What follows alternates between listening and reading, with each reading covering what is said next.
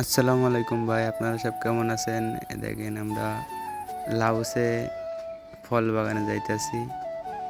এটা আছে ফলের বাগান। ফলের বাগানের মালিক এটা, আর এটা মালিকের বউ। এই সামনে বাগান, তারা বলল এই বাগানে যাও তোমরা, ফল লাই। আমরা ফল কিনতে গেছিলাম, তারপরে তারা একটা লাঠি দিয়ে দিল, এই হাতে রয়েছে। লাঠি দিয়ে আমাদের ফল পেড়ে খাতে বললে।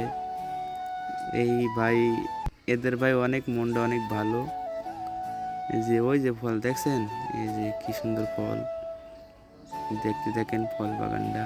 ফল লাই সব শেষ হয়ে গেছে। আমরা ফল কিনতে আইছিলাম, তারপরে কইছে তোমরা এই লাঠি দিয়ে পায়রা পায়রা খাও, ফল লাই তোমরা ঘুরা দেখা যাও গা। তা আমরা ঘুরতে আইছি,